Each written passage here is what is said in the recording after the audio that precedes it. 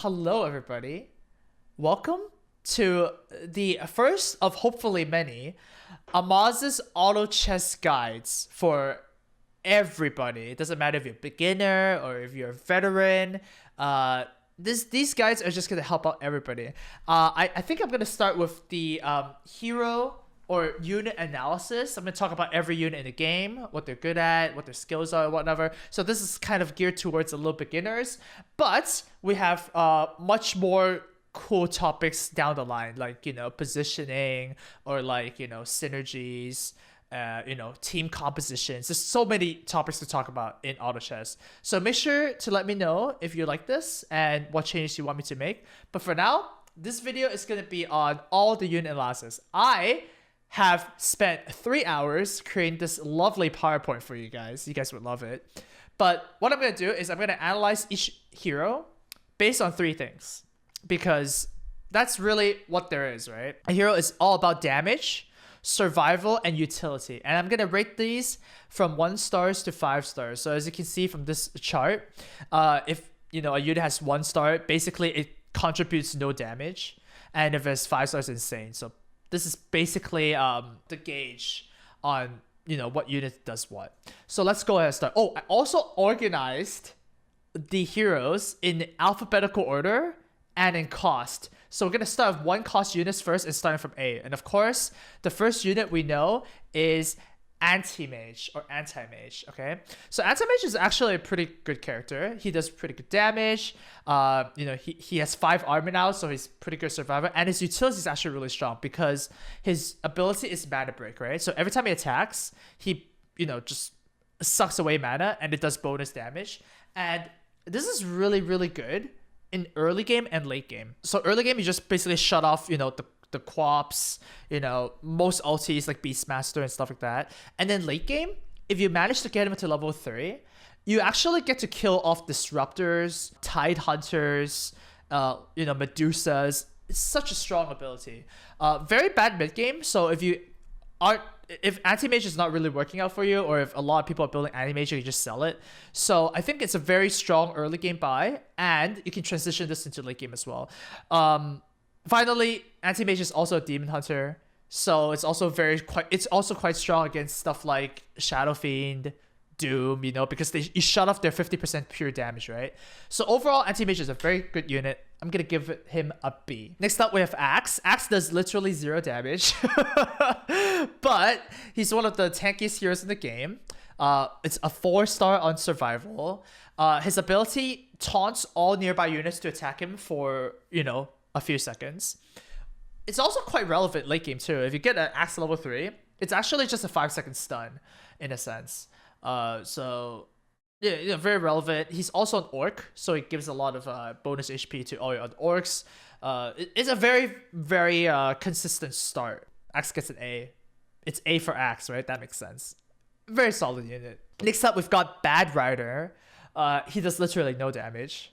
Survivability is like fine, he doesn't just die or anything. 0 utility because his ulti actually just improves damage on himself. Sure, it gives a little bit of a slow speed, but Batrider, the only way you use Batrider really is just for synergies. So if you're playing Knights, you can play Batrider. If you're playing Trolls, you can play Batrider. But otherwise, this unit is just a C. Next up, we have Bounty Hunter, one of the most overstated early game units. It's only 1 cost, and let me just look at how many stars this guy has. This guy has 7 stars, right? He does insane amounts of damage. He's an assassin, so he also jumps behind and kills off their Shadow Fiends, kills off their hunters. Look, it's just super strong. Survival is fine, and then utility, because he has a little bit of burst. It just actually deletes something. Like Bounty Hunter 2-star can carry you to round 15 easily by himself, right? So Bounty Hunter is an A, super strong, super good unit. Next up, we've got Clockwerk, also a very strong unit. He has a lot of armor for a 1-cost unit, and his ability, mini stuns, right? It actually shuts off a lot of ultis. So a Clockwerk can actually just solo stuff like a Beastmaster if he has full mana, because he can never cast his ulti because this just, perma-stuns him, right? And of course, a very good unit for Tron, which is 3 goblins, you know, Clockwerk, Tinker, Bounty Hunter, that's Tron. And you get the nanobots, you basically win early game, right? So Clockwerk's a very good unit. I'm going to give this a B. Next up, we have Drow Ranger. Drow Ranger, you're really only going to play her for the undead bonus because her ulti is a passive. It just basically buffs her own attack damage and attack speed. So 0 utility, right? She basically just shoots arrows. She kind of just dies, I guess, when she gets hit. So yeah, I would not recommend Drow too much unless you're going for the combo there. So just a C rank there. Enchantress does no damage, but being a druid means that you can combine her very easily, right? You just need 2 Enchantress plus another druid. So very easy 2-star unit. You know, the heal might actually work in the early game. It kind of falls off really quickly. So late game, Enchantress is just, you know, poop sticks. So if you buy Enchantress, it's kind of a safe buy sometimes too, right? You can always sell 2 Enchantress for extra gold. You know, if you don't understand this, you can just like, you know, search somewhere else. But basically what you do is Enchantress costs 1 gold. If you combine 2 Enchantress, you can sell for 3 gold. So you get a 1 gold profit. So it's always a safe buy, which is just fine. So yeah, but as a unit, she's a C. If you can upgrade her early on, then cool. But late game, just sell her off. She's just not good. Next up, we've got my favorite, dude. Ogre Magi is actually one of my favorite 1-cost units because he's just so tanky, dude. You know, he gives Bloodlust so that he has extra attack speed and move speed to your units. He's an ogre, so he gives us extra health. Not really good utility, but he can smack, dude. Very, very good for mage comps. So if you can find Ogre Magi as your front line, you really want the Razor plus another mage. Usually it's just, you know, Puck or Lina or Crystal Maiden early game. You can upgrade that to Lich late game. But man, Ogre Magi is awesome. Very good front line. I'm going to put this a B. Next up, we've got Shadow Shaman. Shadow Shaman has probably one of the best ults for a 1-cost unit in the game. You know, it hexes for 4, 6, and 8 seconds, depending on rank.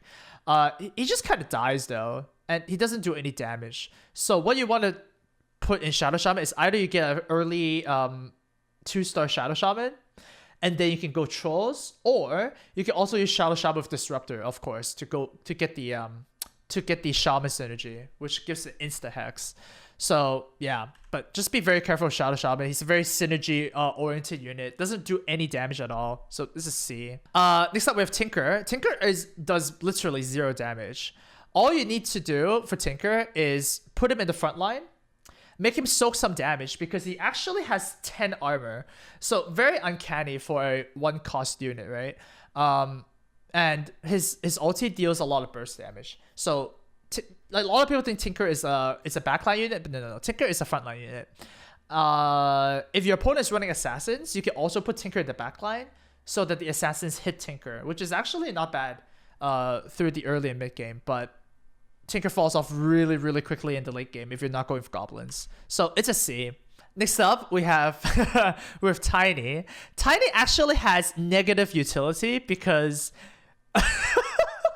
his throw actually makes it so that your enemy survives, right? Like I don't know how to explain this, but it's actually 0 utility. When you throw off a unit that you're about to kill, you actually make it survive. So you're actually splitting off damage, which is something you do not like. Okay, like sure, he has a lot of health. His DPS is actually pretty good, but it's actually better if he had no ulti. Right? His ulti is actually just, you can actually just throw the game. So that's an F rank. I don't see Tiny being good unless they buff the heck out of him in terms of stats or they change their ulti. Because, like, this is just bad. Like, him being a elemental doesn't do anything because elemental it's not a really good tribe right now. And there's a million other warriors to choose from if you want to do warriors, right? So that's an F for Tiny. It's not good. Don't pick him if you want to win. Next up, we've got Tusk. Super overrated when the game started because he was a beast warrior. But now that we play the game a little bit more, he doesn't really do that much. I mean, sure, he does a little bit of damage. Sure, it's okay with frontline, but his ulti is actually just not that good. It just stuns a unit for 1 second, deals a little bit of damage, and that's about it. 3-star Tusk is about one of the most underwhelming units in the game. I made a 3-star Tusk before, and it actually didn't do shit, and I just sold it. So yeah, don't think that Tusk is gonna do too much for you. An early 2-star Tusk would carry like most 2-star units, but I would try and stay away from Tusk as one of your openers. It's a C for me. And that's it. That's for the 1-cost units. And now for the 2-cost units, we're starting strong with Beastmaster. Holy shit! Like look at the stats for Beastmaster. He's actually insane. Okay, so let's first of all talk about the freaking Wild Axis. Okay, Wild Axis is an AOE that for some reason hits the entire board, right? So when he swings his axis, he actually can hit a unit behind him too. So if for some bad reason that there's an assassin, or if you place Beastmaster wrong, the Wild Axis still can hit the unit behind you, and it hits everything else. It also gives them a debuff, right? That all your units hit them more on their auto attacks. I think it's 5, 10, and 15 per axe. So he buffs your whole team. He has an AOE. He has very relevant creature types because he's an orc and a hunter. Well, not so much as a hunter. The orc is really good, right? Because extra health on all your orcs is insane, and he can also be used as a frontline. So super powerful.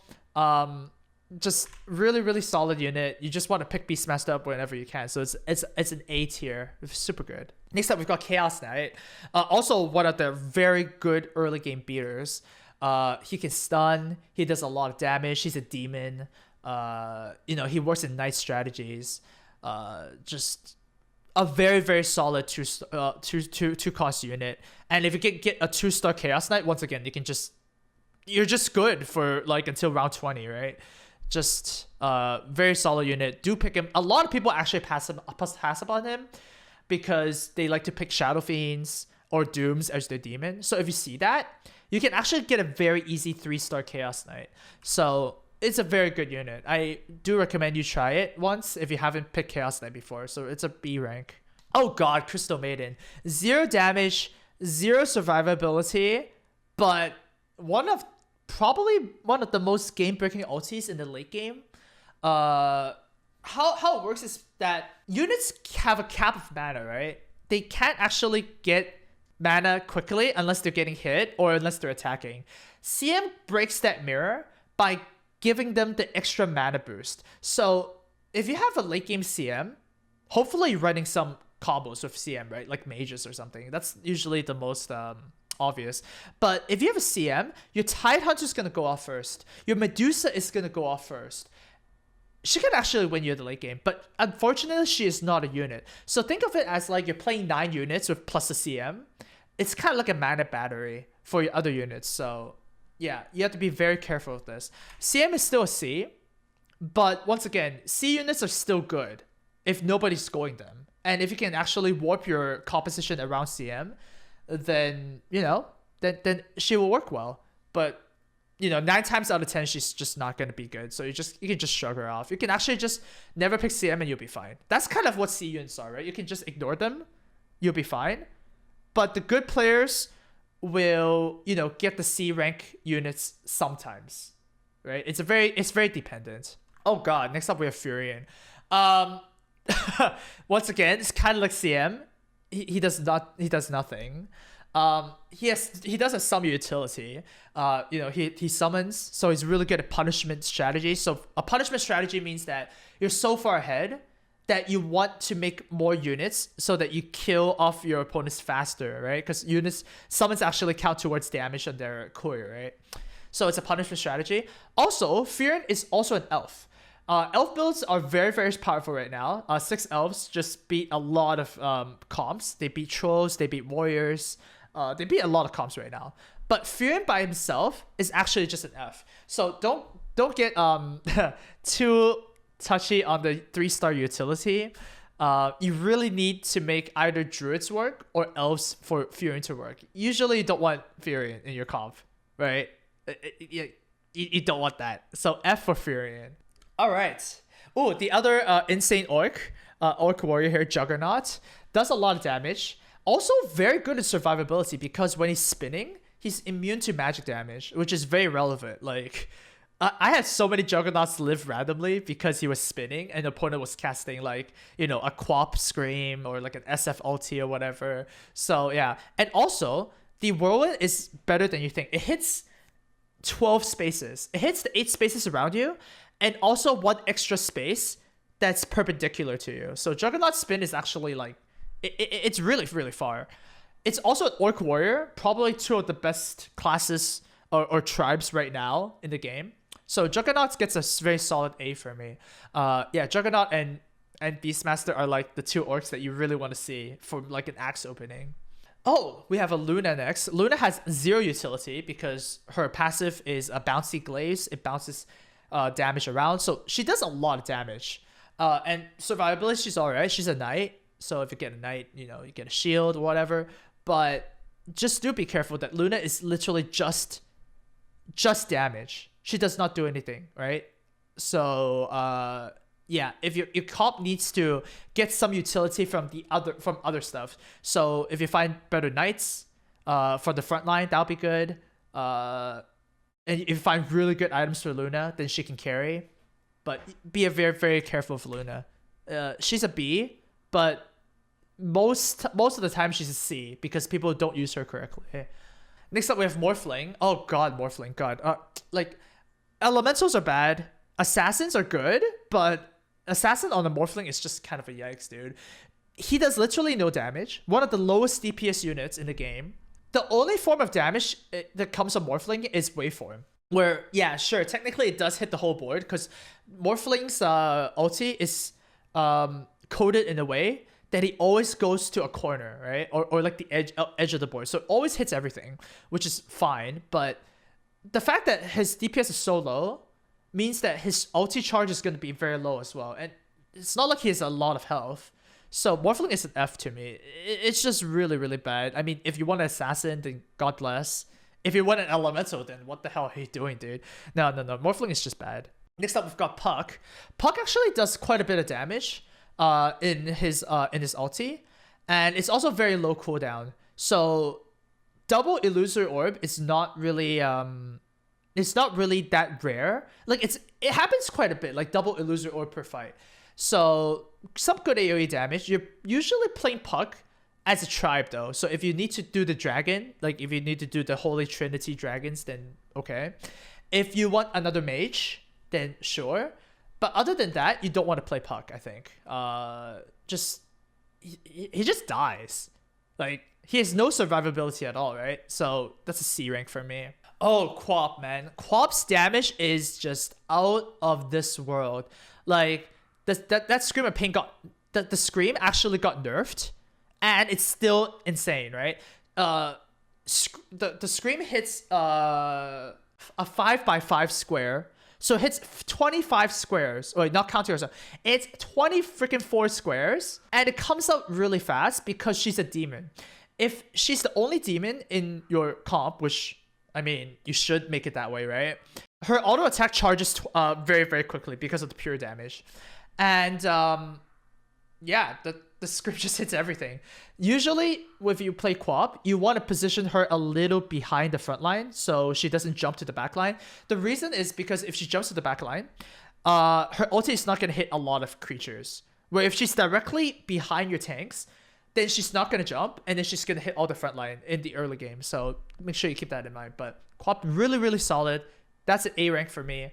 Quap level 2 can just carry. Quap level 2 does ridiculous amounts of damage. So yeah, Quap, great. Slardar is actually a very, very high DPS unit.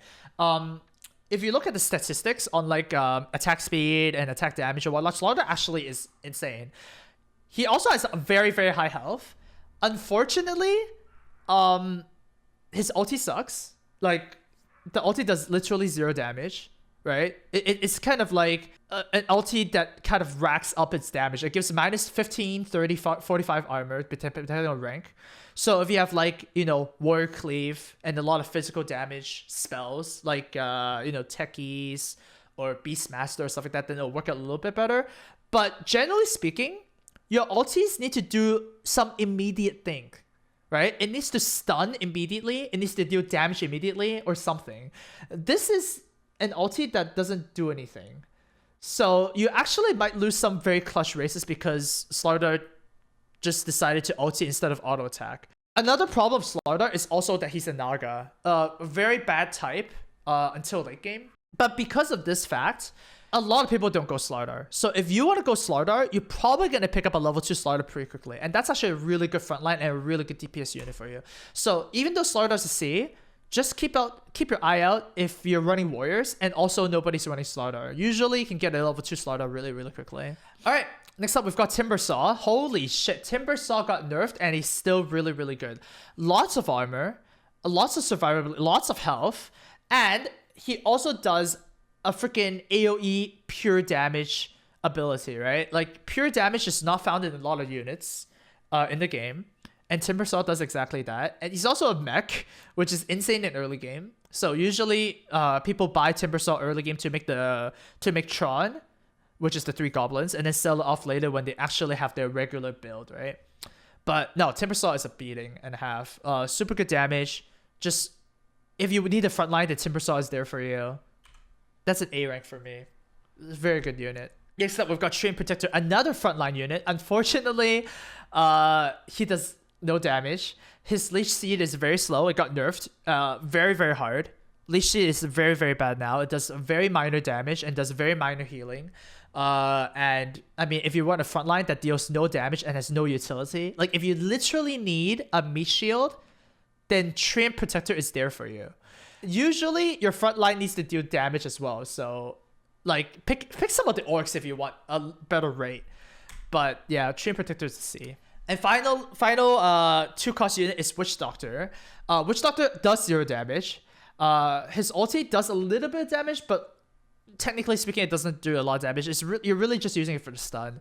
So yeah, Witch Doctor is a pretty crappy unit. You want to use him for Warlock comps, or you want to use him for Troll comps. You really need to, you know, kind of use those tribes to work out. He recently got a buff for a little bit more attack speed, but the attack speed buff is still not enough damage for him to actually get there. It makes him cast his ulti a little bit faster, but no, you really need to abuse his tribe somehow to make it good. So that's a C.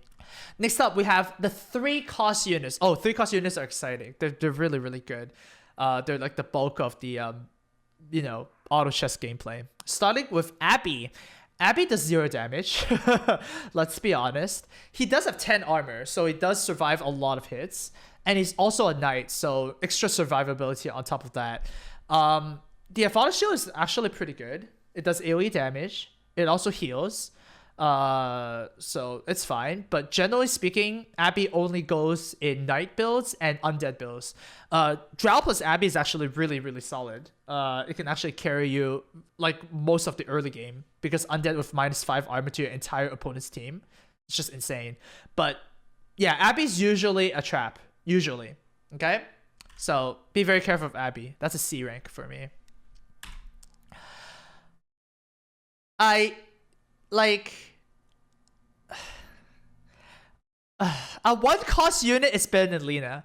That's saying a freaking lot, okay? Lina got a lot of buffs, but she's still really bad, okay? So she does 0 damage, which means that her ulti doesn't charge. And when she does ulti something, you can't control what unit it hits, okay? Sometimes it hits a unit that it got summoned. Sometimes it hits a unit it can't kill immediately.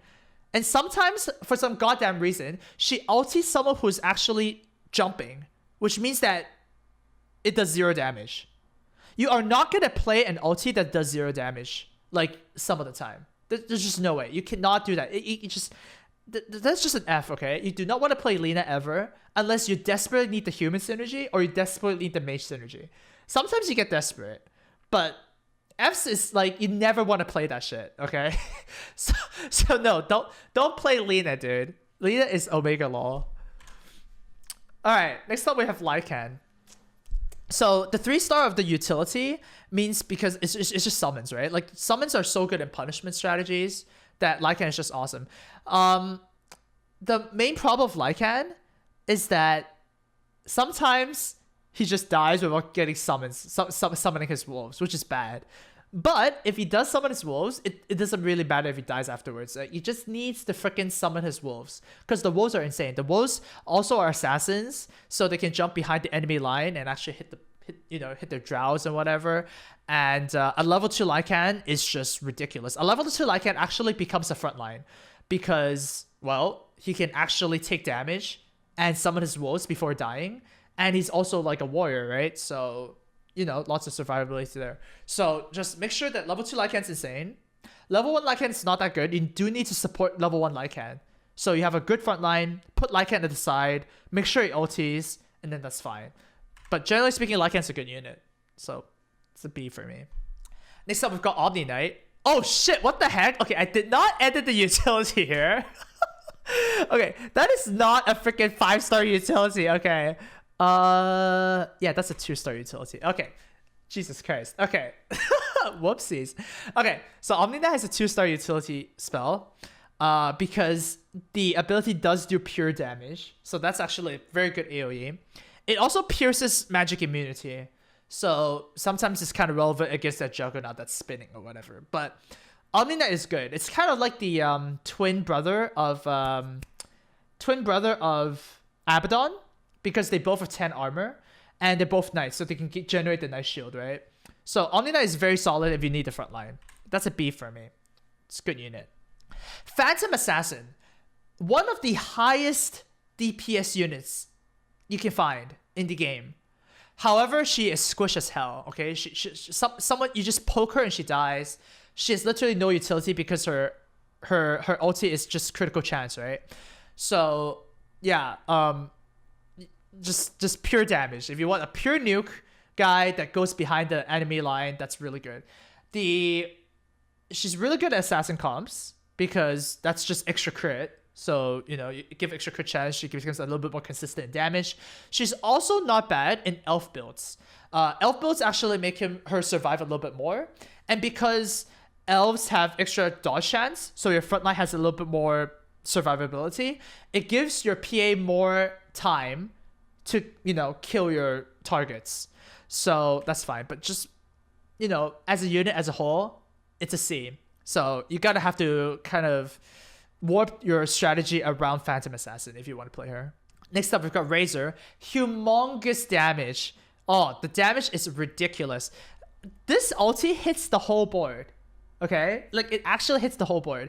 He also gets in a very specific attack pattern. So he has his range is 2 squares, right? 2 squares away, which is actually the perfect distance for this because the plasma field deals more damage at the edges, right? So he positions himself correctly, he ultis and does a lot of damage, and that's just what you want for a mage, man. Razor is a very solid unit A.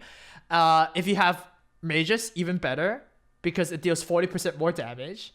And Razor 2 is just, oh my god, every time I see a Razor 2 early on, I just know I'm gonna lose every single fight because Razor 2 actually one-shots Shadow Fiend, which is something very interesting. With so if you have Razor 2 stars, and if the mage buff, their Shadow Fiends actually just melt. So that's something that just beats a lot of comps. So yeah, just get that Razor 2 star, get that mage synergy, and just melt the entire team. Alright, next up we have Sand King. Sand King does literally 0 damage. He actually has 10 armor, which not a lot of people know. So his survivability is actually okay, but he has a very low health pool. His stun is really good, but that's about it. It just stuns. Like, getting him in Assassin's comps is actually kind of important because, you want the stun, but he has no damage. Okay? He actually has no damage. So he's a C still because he is very viable in assassin comps. So not an F, not unplayable status. And he's also pretty good at soaking some hits. So when you play Sand King, the best way I've seen him being played is 6 assassins, and you start Sand King in the front line. So he takes a bit of damage, he stuns, and then he can die afterwards. It doesn't matter. So you just play him for a stun with assassin comps. Oh, Jesus Christ. Okay, we have Shadow Fiend here. One of the most broken 3-star units. He actually has 5 stars on damage because he actually has 2 abilities. This ability, Necromaster, is actually not shown, but he gets it at the start of each round. Necromaster adds, basically adds 12 damage and 6 souls. 6 souls doesn't really mean anything. Okay, it doesn't really mean much. But he actually gets 12 damage on top of his 75 damage on top of Demon Synergy. So his auto attacks actually deal 120 damage a hit in the early game at level 1. Like, a 1-star Shadow Fiend deals 120 damage. That is ridiculous. His ulti can actually sometimes deal twice the damage. So when Shadow Fiend ults, there's 2 lines of damage damage that goes through, right? If there's a unit that's directly in front of you, the 2 lines actually hits twice. So it actually deals twice the amount of damage, which is ridiculous. But yeah, like, Shadow Fiend is ridiculous damage. It's an S tier right now. Like, you see a Shadow Fiend, you take a Shadow Fiend, because once you take a Shadow Fiend, you can just take some frontline units, and then he can just become all your damage. Like, honestly, I think this is like 3 units worth of damage, which is insane. Obviously, he's balanced by the fact that he just dies. So if you have an assassin, you can just, kill off a Shadow Fiend. Like a bounty hunter is actually the best way to deal with Shadow Fiend. If you have a Quap, then shift off the Quap from the front line, put the Quap in the back line, make her assassinate Shadow Fiend. But otherwise, if you see a Shadow Fiend, just take the Shadow Fiend. Super powerful unit, just absolutely ridiculous. On the other hand, we've got Slark over here, which has 0 utility. Why is Slark have 0 utility? Like a unit has to be so bad to have 0 utility. It's actually like negative utility. The reason is this: his ulti protects himself. Okay, so then your units are actually gonna focus fire better. Your opponent's units, right? So Slark basically disappears, and you get 1 less unit. So your opponents are actually gonna burst down your other units and then kill off Slark the last. Right?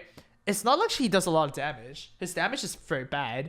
And his survivability is 2 stars because of the ulti. Like, no, you do not want Slark. The only way you want Slark is if you can make a 3-star Slark and if you can put items on him. Like, if you put a Vanguard on Slark, you actually just win all fights because, like, it's unkillable, right? But that is a very fringe scenario that usually doesn't happen. And if you want an assassin build, you probably don't want Slark either, honestly. So it's an F there, okay? You do not want Slark. It's actually hurts your team for you to have a Slark in your team, okay? So don't do that. Just, God, trash tier, dude.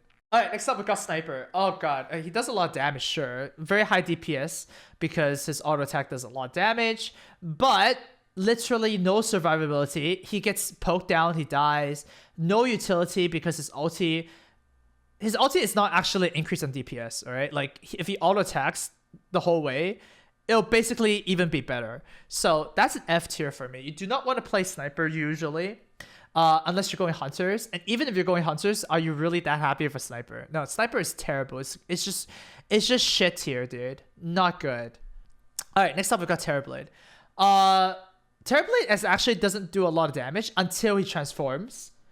And then he becomes ridiculous because, well, he buffs himself with insane amounts of attack.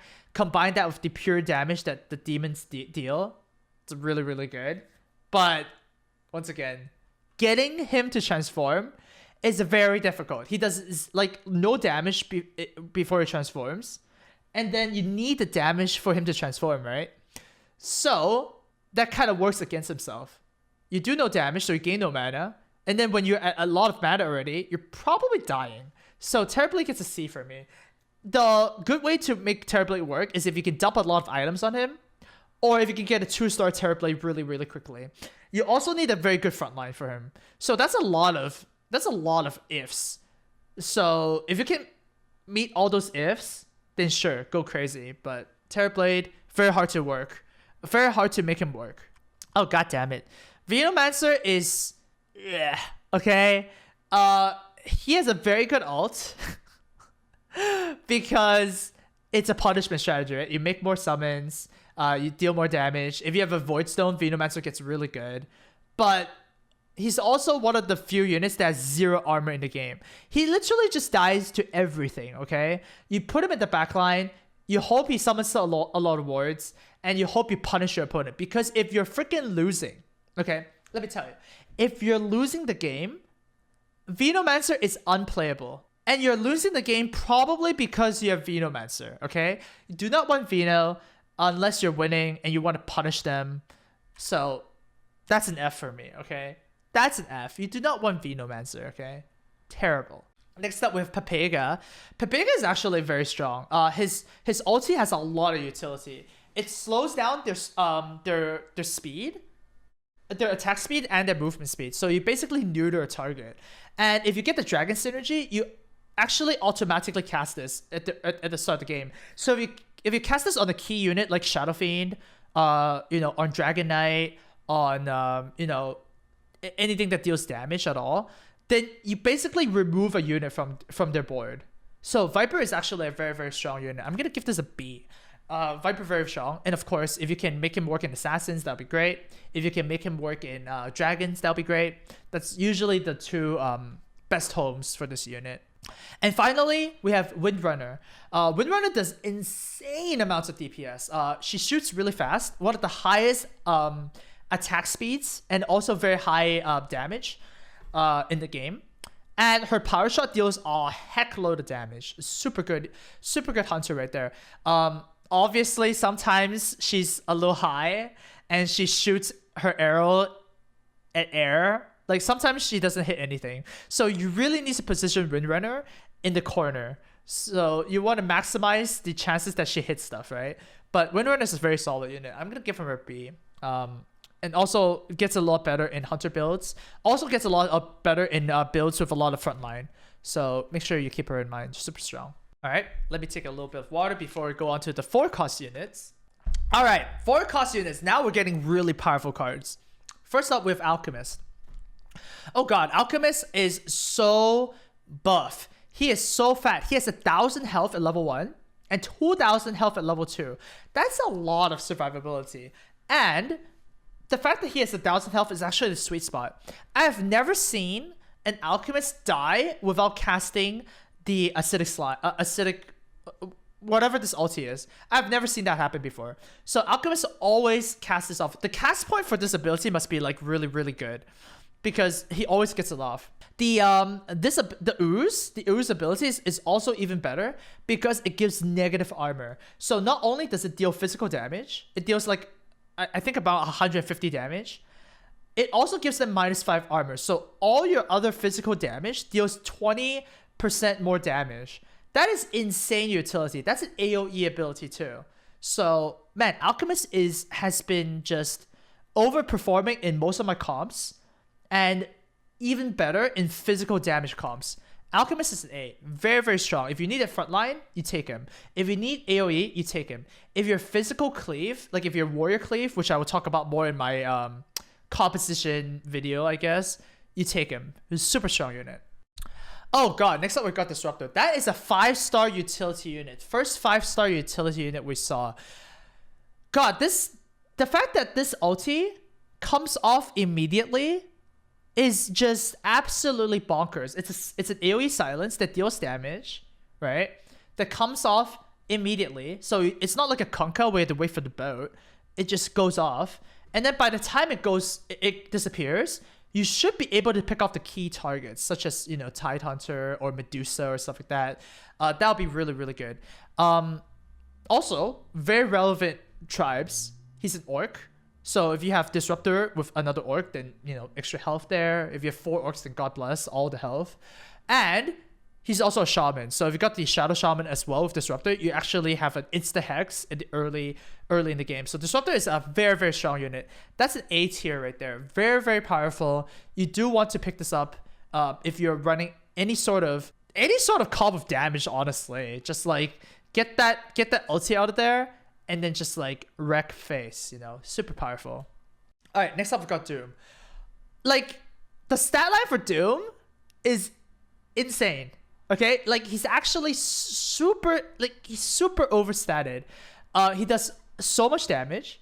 Every time he swings his blade, it's like he hits like a truck. He's also insane in front line, right? Like he has a lot of health, and his ulti is insane as well. It's a 20-second silence that deals a lot of damage. I think this deals like 1200 damage in level 1 or something stupid like that. Just Doom is insane. The main reason people don't go Doom though is because they already have a demon. Because it's a 4-cost demon, it's very hard to you know, delete your 2-star demon for Doom, right? Like Chaos Knight, Quap, Shadow Fiend, you know. That's usually why people don't pick Doom. However, if you're a comp that doesn't have a demon and you see Doom later, you automatically snap him up, dude. Like, you do not pass this up. 2-star Doom is just... It's just actually game-breaking. Doom also has, like, a very good priority system where it targets a high... the highest level unit on your opponent's side. So... You know, you usually Doom their Razor level 2. You Doom their Lone Druid. That happens so often. So just make sure you put Doom in the front line if they have one of those key units you know are Doom. Like Medusa too. He always Dooms the highest level unit like 70% of the time. Which is very, very solid. So perfect. Very good Doom. This is Juggernaut, okay? Juggernaut has a very weird rating where he does no damage if you don't transform him. Okay? And then after you transform him, 5 stars. Okay, he does one of the most damage in the game because, well, first of all, level 1 Juggernaut doesn't really do too much damage. Okay, fine. But then level 2 and level 3 Juggernauts, they splash. Okay, the damage wherever it hits, it splashes on a 5x5 square. So it's actually huge. That's a huge splash. So if you have a great front line, and if you can transform Juggernaut immediately under 2 stars, he just melts the entire team. You can also put more items on him, and it just kind of goes ham. So very good win condition. Doesn't ask a lot of you because it only asks you to have 3 units, right? Juggernaut, Pepega, and Puck, right? You just need those 3 units, and you're fine. So yeah, Juggernaut gets an A. Now, most beginners tunnel vision into Juggernauts. As soon as they get the first Juggernaut, they go like, okay, you know what? I'm going to go Dragons. You have to scout. Very important when you play Juggernaut. If there are 3 Dragon players, all 3 players will lose. Okay?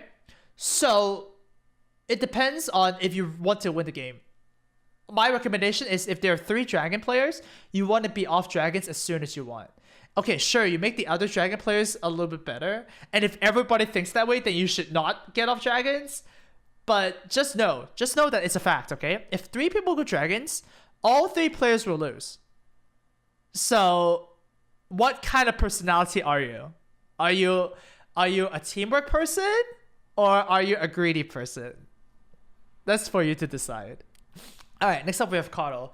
Carl does have a lot of health, but usually he plays him in the back because his ulti is a very huge AoE. Right, he does a lot of damage. However, there's a big problem with Keeper of the Light.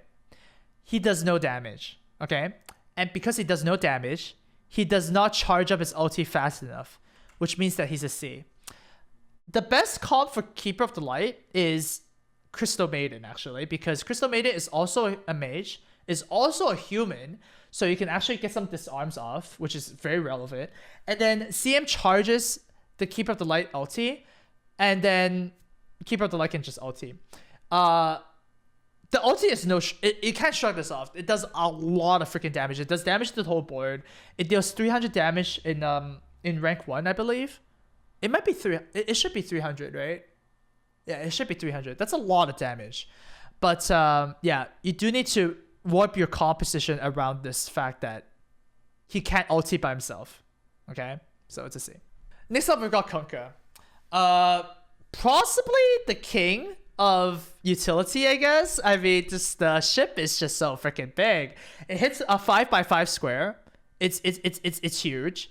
And he also has 10 armor for some goddamn reason. So it's an insane front line.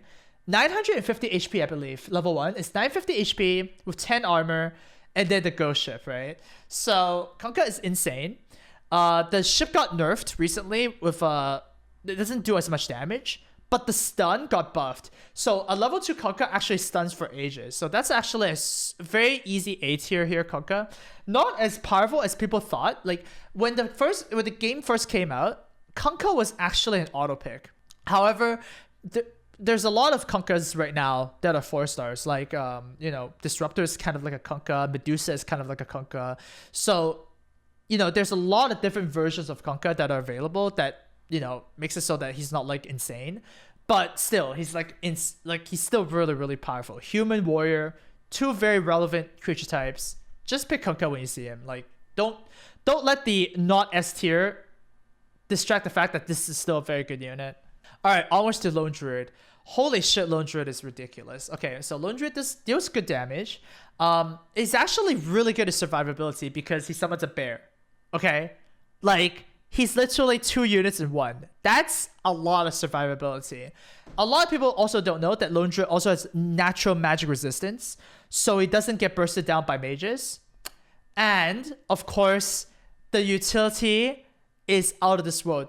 The bear that he summons has a 25% chance to stun its target for 3 seconds, which is like, why? Why does it stun for 3 seconds and 25%? I've seen, like, if you play this game, you will see bears that actually just solo the entire opponent team, right? I've seen bears that just kill 3 units or 4 units by itself, right? It's so buff. It deals so much damage. Lone Druid is definitely an S tier.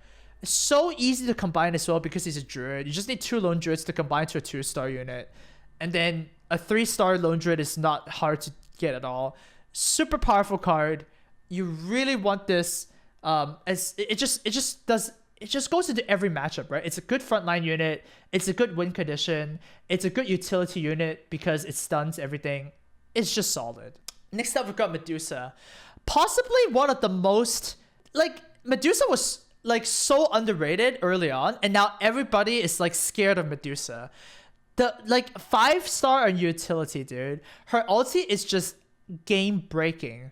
Okay, so when she activates her ulti, it slows. Well, first of all, it slows attack speed and movement speed, right?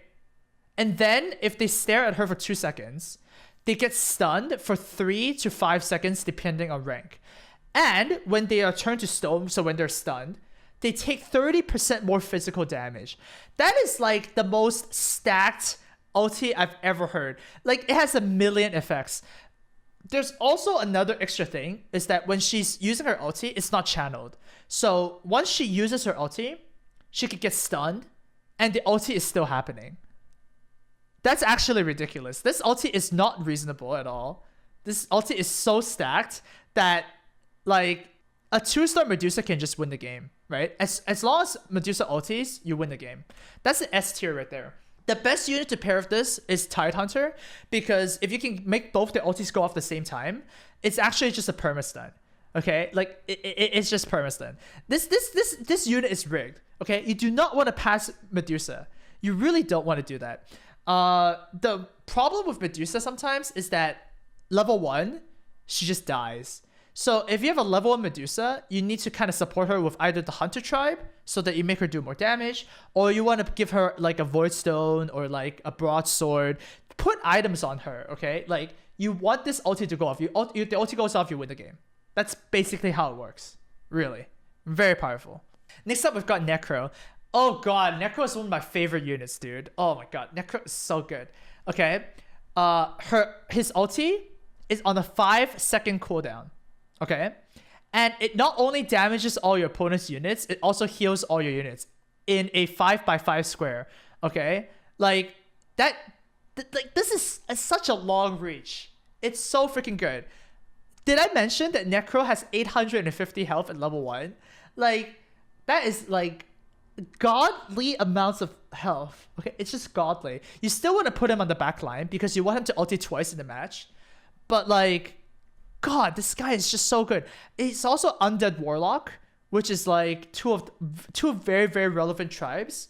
And because he's an undead, his auto attacks actually hit pretty hard. And then because he deals damage with auto attacks, he can charge his ulti really fast. Man, Necro is just, the whole package is just beautiful, right? I'm going to give this A. It's just such a beautiful unit. One of my favorite units to build. Just put him near the middle. Just every time you see him ulti, just watch the health bars. Look at the health bars and you can see how strong this character is. Very, very powerful. Next up, we've got Templar Assassin. Templar Assassin recently got nerfed, but she still does what she is designed to do, which is just everything. Okay, she does very good damage. I think she's the highest base damage in the game. She does 100 damage a hit, and her refraction ability is kind of broken. Refraction ignores 4, 6, or 8, depending on rank, instances of damage, and also buffs her own damage by 4, 6, or 8. So her next 4, 6, or 8 attacks deal extra damage. This is busted. This ability is not fair. However, you do want to make her work somehow. So you can run her elves. Dude, oh my god. If she's an elves, that's just ridiculous. Because if she gets evasion with refraction up, she is just never dying to auto attacks, right? You can also build her in assassins, which means that she does godly amounts of damage with the refraction. And then you can also just build her as like a carry. So if you can put a lot of items on her, if you have a lot of frontline, if your opponent's running an SF or something like that, you can just destroy it. So T gets a very solid A for me. Like, the nerf is not enough for her to be bad. T is still very, very strong card, and you want to kind of, like, when you see a TA, you kind of want to warp your comp around her if possible. Next up, we got Troll. Possibly the king of damage. Okay, like, he does godly amounts of damage. Focus fires down a unit really fast because of his passive, which gives extra attack speed when he attacks the same target. And he's also a troll, so he gains extra attack speed with the troll. So, like, I mean, she's just insane, right? Like, I don't know. Like, you get a troll build, you have damage sorted out. As soon as you do that, you need to find CC somewhere. You need to find utility. So you want to pair troll with Medusa, Tidehunter. You want to pair with Kunkka. You want to just stun your opponent so that she just kills everything. Okay, so troll's an A. Just a very solid win condition. Okay. All right. Finally, we have the 5-star legendary units. Oh god, these are the most poggers units you're gonna see. Starting off with Enigma. Okay, Enig is just one of the highest damage units in the entire game because of Midnight Pulse. So Midnight Pulse deals 5% of pure damage. So pure damage is you cannot block it. So it goes through armor, it goes through magic resist, it goes through magic immune, it goes through freaking everything. And it is so big. Dude, it's so big. The AoE just covers everything, right? He's also a warlock, which is cool, whatever. But look, you're playing Enig for the freaking AoE, okay? If your comp is all just tanks, so there's a lot of comps that have a lot of tanks, like orcs and warriors or whatever. They usually have just a lot of survivability, but no damage.